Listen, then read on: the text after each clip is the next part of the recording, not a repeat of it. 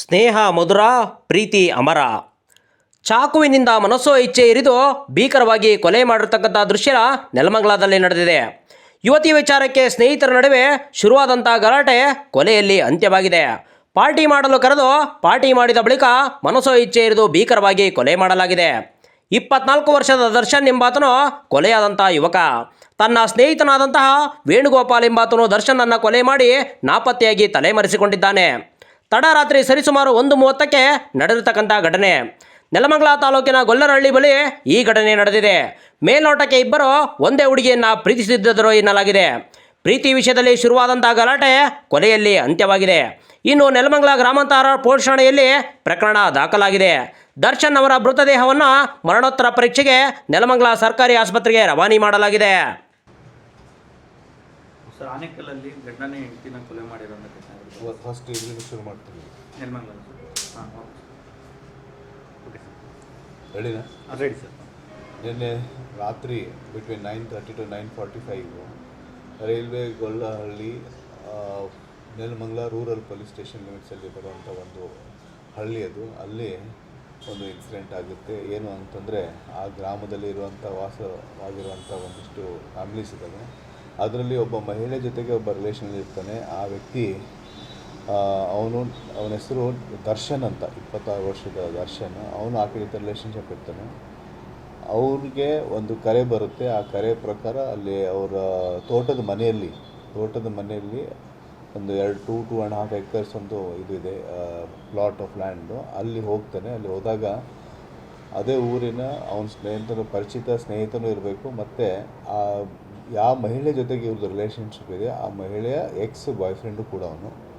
So ಅವನು ಅಲ್ಲಿ ಬಂದು ಮಾತುಕತೆಯಾಗಿ ಅವನಿಗೆ ಸ್ಟ್ಯಾಬ್ ಮಾಡಿಬಿಟ್ಟು ಮರಣಾಂತಿಕ ಹಲ್ಲೆ ಆಗುತ್ತೆ. ಅದಾದ ನಂತರ ಅವನು ಅಲ್ಲೇ ಡೆತ್ ಆಗ್ತಾನೆ.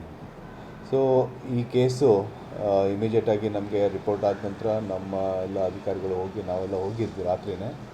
ಅಲ್ಲಿ ನೋಡಿದ್ದಾಗಿ ಒಂದು ಡೆತ್ ಆಗಿರೋದು. ಇಮಿಡಿಯೇಟಾಗಿ ವಿ ಅಂಡರ್ಸ್ಟುಡ್ ದಟ್ ಯಾರು ಎಕ್ಸಾಕ್ಟ್ಲಿ ಮಾಡಿರೋದು ಅದು ಕೂಡ ನಮಗೆ ಮಾಹಿತಿ ಇದೆ. ಆ ಪ್ರಕಾರ ಒಂದು ತಂಡನ ನಾವು ಫಾರ್ಮೇಷನ್ ಮಾಡಿದ್ದೀವಿ. ಆದಷ್ಟು ಬೇಗ ಅವ್ರಿಗೆ ನಾವು ಸೆಕ್ಯೂರ್ ಮಾಡ್ತೀವಿ. ಯಾರು ಅವನು ಮಾಡಿದ ವ್ಯಕ್ತಿ, ಅವನು ಯಾರು ಅಂತ ಗೊತ್ತಾಗಿದೆ. ಅವನು ಹಳೆಯ ಪ್ರೇಮಿ ಅವನು ಅಲ್ಲಿದ್ದು. ಅದಕ್ಕೆ ಅವನಿಗೆ ಒಂದು ಕಪಲ್ ಆಫ್ ಅವರ್ಸಲ್ಲಿ ಅವ್ರಿಗೆ ಎತ್ಕೊಂಡು ಬರ್ತೀವಿ ನಾವು. ಸೊ ಆ ದಿಶೆಯಲ್ಲಿ 103 ಅಲ್ಲಿ ಅಡಿಯಲ್ಲಿ ಕೇಸನ್ನು ನಾವು ರಿಜಿಸ್ಟರ್ ಮಾಡಿದ್ದೀವಿ. 103 BNS ಅಲ್ಲಿ ತನಿಖೆ ಕಂಟಿನ್ಯೂ ಆಗಿದ್ದಿದೆ. ಉದ್ದೇಶ ಇಷ್ಟೇ, ಅವ್ರದ್ದು ಅವ್ನು ನನ್ನ ಜೊತೆಗೆ ಇದ್ಕೊಂಡ್ಬಿಟ್ಟು ಇನ್ನೊಬ್ಬರ ಜೊತೆಗೆ ಇದು ಮಾಡಿದ್ದಾರೆ, ರಿಲೇಷನಲ್ಲಿದ್ದಾರೆ ಇವರು, ಮತ್ತು ಅವ್ರದ್ದೇನೋ ಮದುವೆನೂ ಕೂಡ ಆಗುವಂಥ ಒಂದು ಚಾನ್ಸಸ್ ಇತ್ತು ಅಂತ ಹೇಳ್ತಾರೆ. ಅದೇನೋ ಫ್ಯಾಮಿಲೀಸು ಕೂಡ ಅದಕ್ಕೆ ಅಗ್ರಿ ಆಗಿದೆ ಅಂತ ಹೇಳ್ತಾರೆ. ಅದಕ್ಕೆ ಅದೊಂದು ಘಟನೆ ಆಗಿದ್ದಕ್ಕೆ ಅಷ್ಟೇ.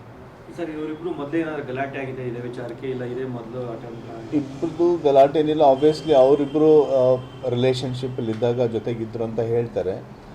ಈ ವ್ಯಕ್ತಿ ಯಾರು ಇದರೊಳಗೆ ಇದ್ದಾನೆ, ಇವನಿಗೆ ಸ್ವಲ್ಪ ಆ ಏರಿಯಾದಲ್ಲಿ ಎಲ್ಲ ಹಳ್ಳಿಯಲ್ಲಿ ಭಾಳಷ್ಟು ಎಲ್ಲ ಫ್ರೆಂಡ್ಸ್ ಕೂಡ ಎಲ್ಲರೂ ಇದ್ದಾರೆ. ಆಮೇಲೆ ಬೇರೆ ಬೇರೆ ಆ್ಯಕ್ಟಿವಿಟೀಸ್ ಮಾಡ್ಕೊತಿರ್ತಾನೆ, ಕೆಲಸನೂ ಮಾಡ್ತಾನೆ.